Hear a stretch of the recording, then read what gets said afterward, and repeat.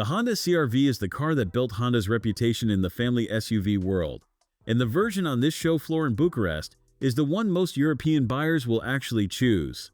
This is the e-HEV, the self-charging hybrid, wearing a 25 years of Honda hybrid livery down the side. It is not the plug-in, and that distinction matters more than the badges suggest.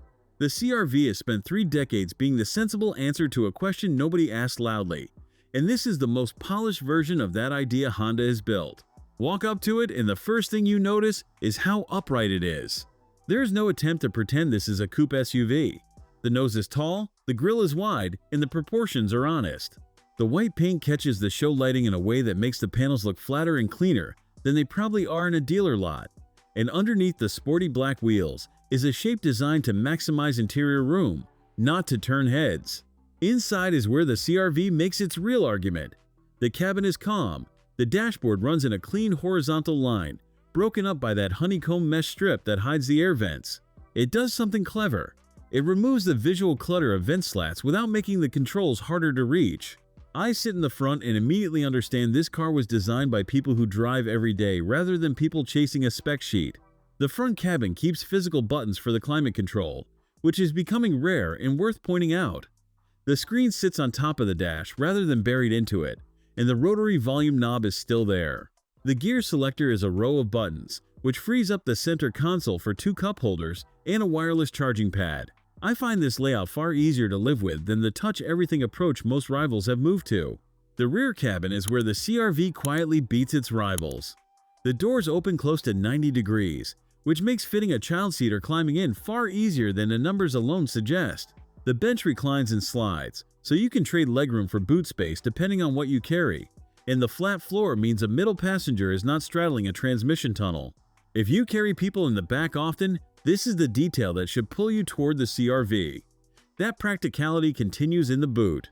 The e-HEV gives you around 587 liters, roughly 20.7 cubic feet, expanding to over 1,600 liters with the seats folded. Here's the honest catch. The all-wheel drive hybrid loses some of the underfloor storage. The front-wheel drive plug-in version keeps, because the rear axle hardware lives in that space. So you get a slightly smaller boot than the plug-in CR-V, which feels backwards until you remember you are getting all-wheel drive traction in return. For a family in a country with real winters, that is a trade worth making, and the boot is still larger than a Toyota RAV4. If breakdowns like this help you sort one trim from another, subscribe so you catch the next one. Under the bonnet is Honda's 2-liter i-MMD hybrid system. And this is the part most people misunderstand. The petrol engine rarely drives the wheels directly.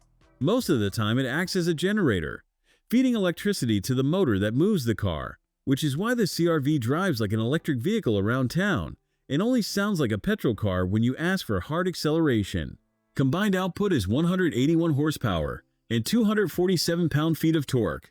0 to 60 arrives in about 9.5 seconds, unremarkable on paper, but the instant torque makes it feel quicker pulling away from a junction. Honda quotes around 43 miles per gallon, and this one holds up well in real driving. The CR-V HEV is not trying to be exciting, and that is the point. It is built around getting families through years of daily use without drama, and this generation does that better than any CR-V before it. On the evidence of this show floor car, the case is easier to make than the price tag first suggests.